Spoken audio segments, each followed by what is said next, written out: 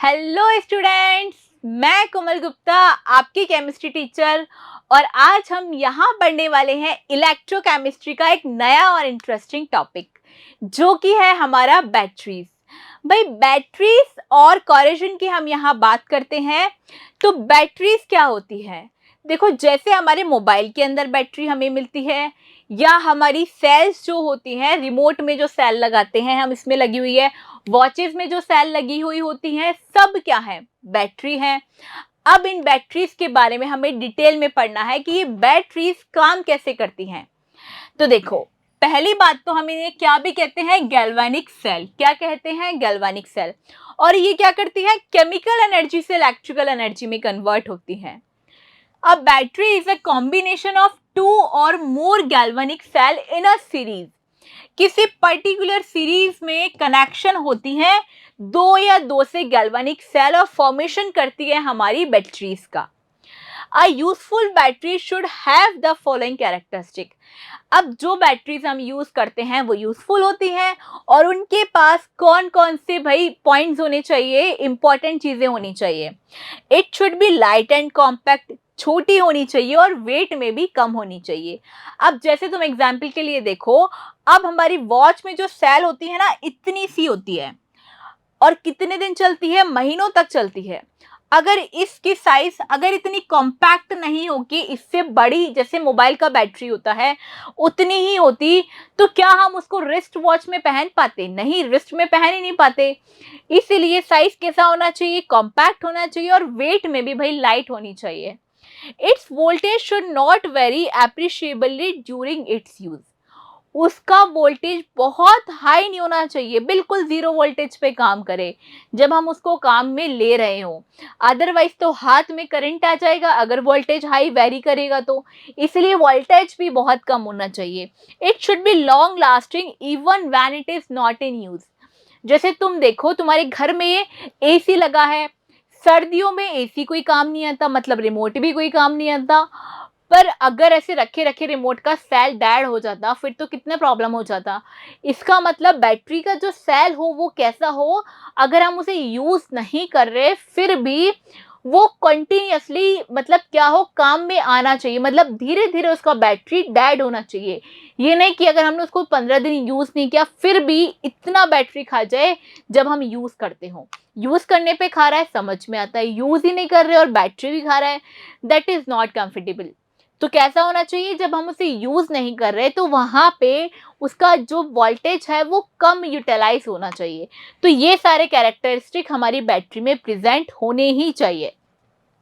अब जो हमारी बैटरीज हम यहाँ पढ़ते हैं, दो तरीके की पढ़ते हैं। एक होती है प्राइमरी और एक होती है सेकेंडरी। देखो, प्राइमरी बैटरीज कैसी होती है? Can not be reused. जैसे हमारा रिमोट सेल हो गया, वॉच के सेल हो गए, एक बार खत्म हो जाते हैं तो हम उसे यूज नहीं कर सकते। लेकिन अगर हमारे मोबाइल का बैटरी खत्म होता है, हम उसे चार्ज करते हैं और रीयूज कर सकते हैं। इसका मतलब भाई, जो हमारा रिस्ट वॉच में जो हमारी सेल लगती है वो प्राइमरी बैटरी का एग्जाम्पल है और जो हमारा मोबाइल बैटरीज है वो सेकेंडरी बैटरी का एग्जाम्पल है। इतनी बात तो क्लियर है? यहाँ पे कैन नॉट बी यूज्ड वाली जो सेल है, प्राइमरी सेल्स है, ये कितने टाइप्स की होती हैं? टू टाइप्स की। ये होती है लैक्लांची सेल या फिर मरकरी सेल। कौन कौन सी है? लैक्लांची सेल और मरकरी सेल। और सेकेंडरी सेल मतलब जिनको हम रिचार्जेबल होती हैं, चार्ज करने पे रीयूज हो जाती हैं, वो कौन कौन सी होती है? लेड स्टोरेज सेल, निकल पैलेडियम और भाई फ्यूल सेल। ये तीनों सेल बहुत इंपॉर्टेंट है, अब हम इन्हें ही ज्यादा यूज करते हैं। तो शुरू करते हैं हम सबसे पहले प्राइमरी सेल के बारे में। देखो, लैक्लांची सेल को हम क्या भी बोलते हैं? Dry cell. Commonly used in transistors and clock. अभी हम बात कर रहे हैं भाई, क्लॉक में यूज होती हैं। एक बार सेल खत्म होने पे हम उसे चार्ज नहीं कर सकते, दोबारा यूज नहीं कर सकते, और ट्रांजिस्टर्स में भी हम लैक्लांची सेल ही यूज करते हैं। इनका सेल पोटेंशियल फिक्स होता है 1.5 वोल्ट। देखो, घर में जो लाइट आती है 220 वोल्ट की आती है, मतलब करंट मारता है अच्छा वाला। अब यहाँ देखो ओनली 1.5 वोल्ट, मतलब यहाँ करंट नहीं होता और होना भी नहीं चाहिए। ठीक है, एनोड पार्ट जो है इसका है, देखो बैटरीज में सबसे इंपॉर्टेंट चीज क्या है, सेल पोटेंशियल, उनका एनोड पार्ट और उनका कैथोड पे कौन सा पार्ट आपने यूज किया है। एनोड पे होता है जिंक और कैथोड पे होता है कार्बन का रोड, या फिर क्या बोलते हैं ग्रेफाइट का रोड। ग्रेफाइट में भी कार्बन होता है।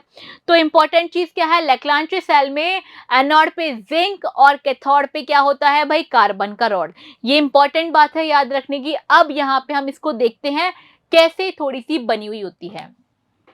पुरानी घड़ियों में ऐसा मोटा सारा बैटरा आता था, बैटरी क्या बैटरा। और अब तो रिमोट के सेल भी कितने छोटे होते हैं, जिसे हम पेंसिल सेल भी बोलते हैं, मतलब इतना पतला सा सेल होता है। और पहले इतना मोटा सारा बैटरा आता था। तो इसी का फोटो है ये, बस मैंने इसको खोल दिया। अब इसमें ये देखो, अभी हमने पढ़ा एनोड और कैथोड। देखो सेल में ना एक जगह पॉजिटिव लिखा आता है और एक नेगेटिव। तो यहाँ पे पॉजिटिव पार्ट कौन सा होता है और नेगेटिव पार्ट कौन सा होता है। देखो एनोड पे होगा ऑक्सीडेशन, एनॉक्स, और कैथोड पे होता है रिडक्शन। ठीक है, तो एनोड वाले पार्ट पे हमारा क्या होता है प्रेजेंट, जिंक। कैथोड पे होता है ग्रेफाइट का रोड। कार्बन का रोड कैथोड पे है, एनोड पे है जिंक। अब इसमें जो ये बैटरी है ये कैसे बनी हुई होती है, किसका कॉम्बिनेशन ये होता है, MnO2 plus carbon black plus NH4Cl का पेस्ट मिला के हम इसको बनाते हैं। जो आप बैटरी देखते हो वो इन तीनों के कॉम्बिनेशन से फॉर्म होती है। अब इंपॉर्टेंट चीज एग्जाम में जो आने वाली है वो क्या है, इसका कंप्लीट सेल रिएक्शन। एनोड पे क्या हो रहा है, कैथोड पे क्या हो रहा है, और फिर हम पढ़ेंगे इसका ओवरऑल रिएक्शन। देखो एनोड पे मैंने बोला जिंक प्रेजेंट होता है, तो जिंक एनोड पे है और एनोड पे क्या होता है भाई, ऑक्सीडेशन। तो यहाँ पे इसका ऑक्सीडेशन हो रहा है। कैथोड पे क्या होता है, रिडक्शन। तो MnO2 plus NH4 plus electron, यहाँ इसका क्या हुआ है भाई, रिडक्शन हुआ है। क्या बना, MnO प्लस अमोनिया गैस यहाँ से लिबरेट होती है। अब ये बात हमारी किसकी है, कैथोड एनोड की, ये है कैथोड की। अब इसका ओवरऑल रिएक्शन देखो क्या है भाई, Zn प्लस 2NH4 के साथ ये बनता है हमारा एक कॉम्प्लेक्स। जिंक के साथ टेट्रा अमोनियम का एक कॉम्प्लेक्स बनता है हमारा किसके पास भाई, कैथोड पे। और इसका सेल पोटेंशियल कितना होता है, 1.5 वोल्ट। ये कौन सी सेल है हमारी, लैक्लांचे सेल या हमारा dry cell. Next primary cell कौन सी है, मरकरी सेल। प्राइमरी में दो ही है, लैक्लांचे सेल या ड्राई सेल बोल लो जिसको, या फिर mercury cell. Generally used in low current devices. Low current devices मतलब जिनका सेल पोटेंशियल बहुत कम होना चाहिए और उनमें से करंट बिल्कुल मिनिमम अमाउंट में फ्लो हो कि हमारी बॉडी को फील भी नहीं होना चाहिए।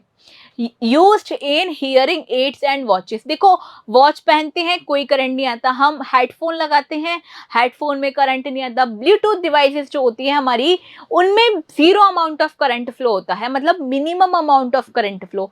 अदरवाइज आजकल तो हियरिंग एड्स में इतने छोटे छोटे ब्लूटूथ आते हैं, अगर करंट आता तो फिर क्या हम उन्हें यूज कर पाते, नहीं यूज कर पाते।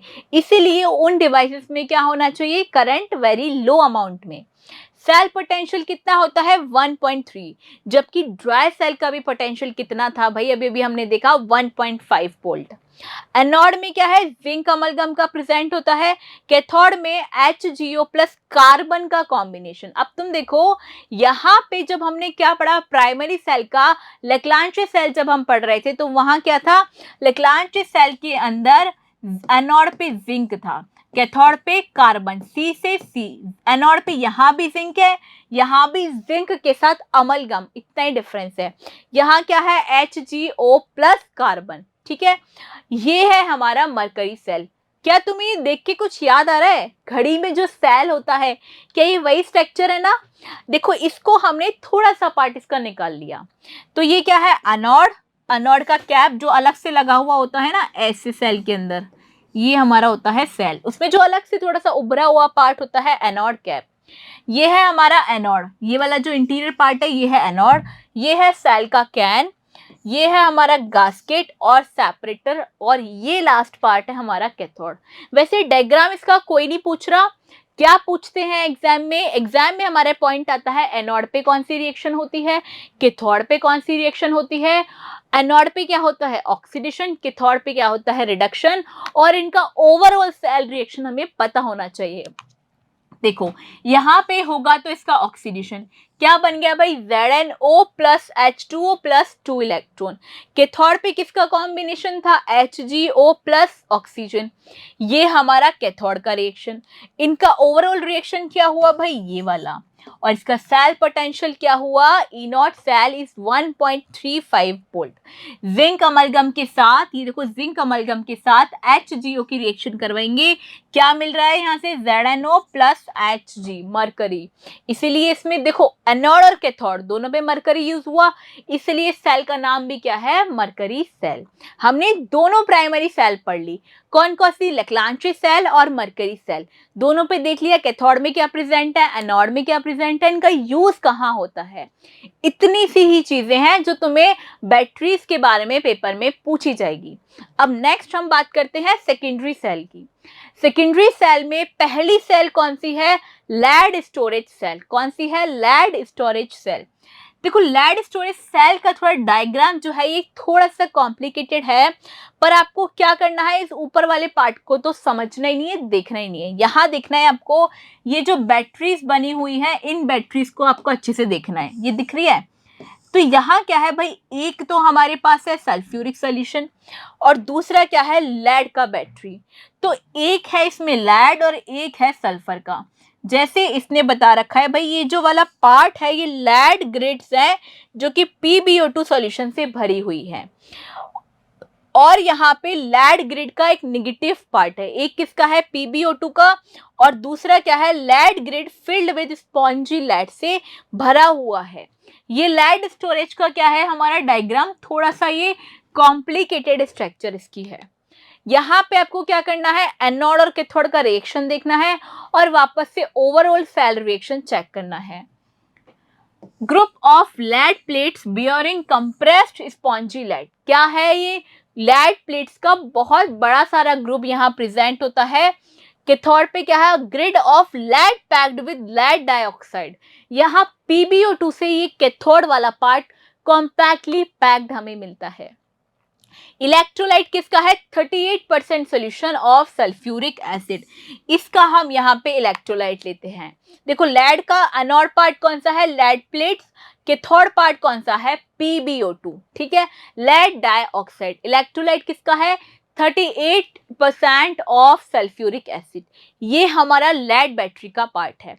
अब पढ़ते हैं हम इसकी ओवरऑल सेल रिएक्शन। देखो when the cell discharge it functions as a voltaic cell. देखो जब सेल डिस्चार्ज हो जाती है, सेकेंडरी सेल है मतलब सेल डिस्चार्ज होगी, लेकिन रीयूजेबल है, इसका मतलब हम इसको रिचार्ज भी कर सकते हैं, दोबारा से चार्ज भी कर सकते हैं।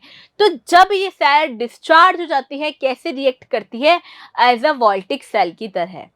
अब ये देखो एनोड पे क्या प्रेजेंट था, Pb। इलेक्ट्रोलाइट किसका है, SO4-2 का, मतलब Pb का क्या होगा, यहाँ पे ऑक्सीडेशन क्या बना है, PbSO4। देखो 0 पे है, यहाँ हो गया Pb+2 में, ठीक है, क्या निकले, 2 इलेक्ट्रॉन्स। कैथोड पे क्या है, PbO2, lead dioxide. Lead dioxide वापस से हमारा सोल्यूशन कौन सा है, सल्फेट डाइऑक्साइड का। ये क्या बना भाई, यहाँ पे भी PbSO4+2H2O। इधर एक बार इसका हो रहा है ऑक्सीडेशन, एक बार हो रहा है इसका रिडक्शन। एनोड पे ऑक्सीडेशन, कैथोड पे रिडक्शन। अब पढ़ेंगे हम इस सेल का ओवरऑल रिएक्शन। ओवरऑल रिएक्शन क्या है, Pb के साथ PbO2 आया और साथ में H2SO4 का हमारा इलेक्ट्रोलाइट जो हमने लिया हुआ है। जब हम इस पूरे सेल को लेते हैं तो क्या बनता है, PbSO4 के साथ वाटर यहाँ से निकलता है।